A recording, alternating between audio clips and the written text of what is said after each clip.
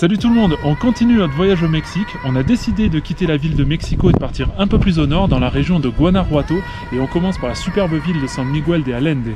Alors toute la ville est classée au patrimoine mondial de l'UNESCO, donc vraiment ça va être magnifique, on va vous montrer tout ça.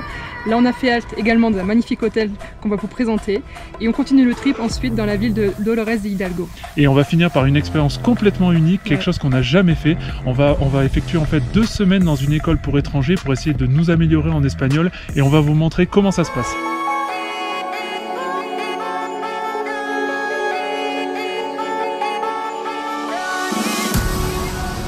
These broken constitutions, these distant illusions, where does the journey start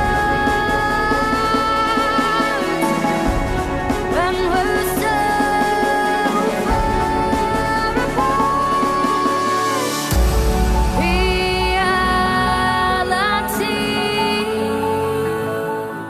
On se balade un petit peu au hasard depuis tout à l'heure à San Miguel et en fait on est tombé sur un super petit jardin, vraiment un peu à l'écart et c'est vraiment super sympa. En fait ça fait vraiment 3 jours qu'on parcourt les rues de San Miguel, c'est magnifique, franchement on adore l'ambiance, on est trop fans.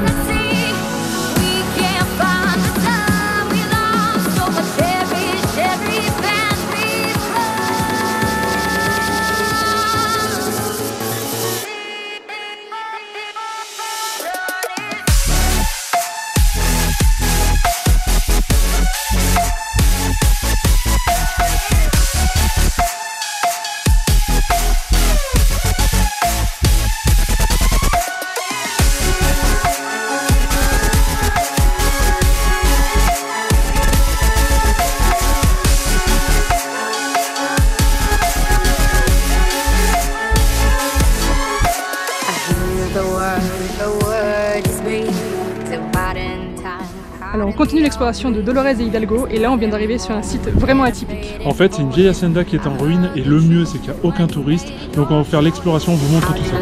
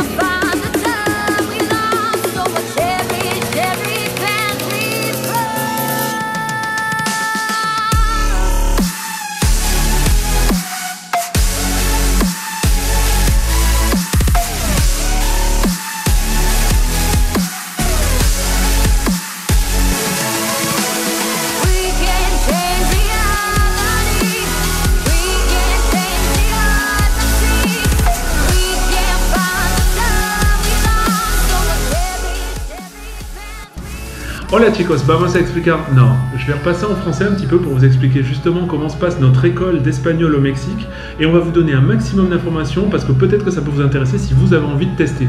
Alors déjà, comment la choisir? Sur le net, comme tout le monde, on a cherché un petit peu et il y a 2 critères qui sont vraiment revenus et qui étaient intéressants pour nous. 1, la localisation, évidemment, et 2, la note générale.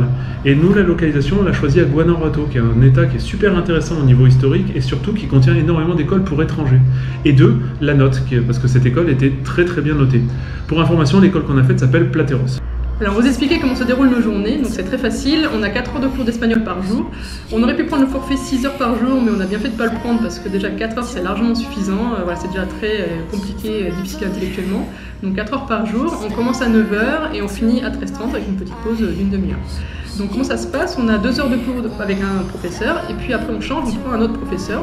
Donc c'est bien parce que chaque professeur a ses spécificités. Par exemple, l'un préférera faire plus de la grammaire, de la conjugaison et un autre de l'expression orale. Donc vraiment, les cours sont très variés, on n'a pas le temps de s'ennuyer et ça c'est très très bien. Et en plus on a nos après-midi de libre, ce qui nous permet de profiter un peu de Guanajuato. Et ce qui nous a décidé aussi dans cette école, c'est qu'ils font des cours en petit comité. On est maximum 5 étudiants par classe, donc c'est très bien parce qu'on a le temps vraiment d'échanger avec le professeur, de prendre le temps. Et là, actuellement, on est très chanceux parce qu'on est en tout 3 étudiants dans l'école. Donc nous deux, on a un professeur pour nous et une autre personne, un professeur rien que pour elle. Donc en fait, on paye les cours au tarif normal alors qu'on a des cours particuliers. Donc petite astuce, venir plutôt en fin d'année. Et le petit plus qu'on a choisi de prendre, qui n'est pas obligatoire du tout, c'est d'être hébergé directement en famille mexicaine. Et c'est encore mieux parce que le soir on arrive, nous on sort d'école, paf, on continue de pratiquer avec les personnes. On mange avec eux, on croise leur famille, en fait on vit directement avec eux. Et donc on utilise le vocabulaire de tous les jours. C'est vachement intéressant pour nous. Dernier petit point de détail quand même qui a son importance, le tarif. Donc on a payé 200 € par personne par semaine pour les cours, 4 heures de cours par jour et la demi-pension en famille. Donc voilà, c'est relativement intéressant. C'est un petit budget en plus, mais par rapport aux prestations, franchement, on n'est vraiment pas déçus. Petite info qui va vous intéresser aussi, c'est les activités. Certaines écoles proposent des activités en plus. Nous, c'était pas le point fort qu'on cherchait, mais voilà, on a eu la chance d'avoir une activité directement faite par le directeur de l'école. En gros, il nous a emmenés dans un bar et on a commandé de la nourriture mexicaine, on a commandé des choses typiques qu'on n'aurait pas pu commander et il nous a fait découvrir un nouveau resto. Mais voilà, d'autres écoles sont plus spécialisées en activités, c'est-à-dire qu'il y en a quasiment tous les jours. Nous, on cherchait plus, accentuer l'effort sur l'apprentissage de l'espagnol. Mais voilà, c'est aussi quelque chose qui est à prendre en compte si c'est un détail qui vous intéresse à vous. Comme d'habitude, il y a un article de blog associé, on vous met le lien en commentaire, vous retrouverez toutes ces informations et d'autres informations complémentaires, donc n'hésitez pas à le lire. Et nous, on va continuer notre école et explorer Guanajuato. Stare into my eyes in the dark. Stare into my eyes forever. Stare into my eyes in the dark.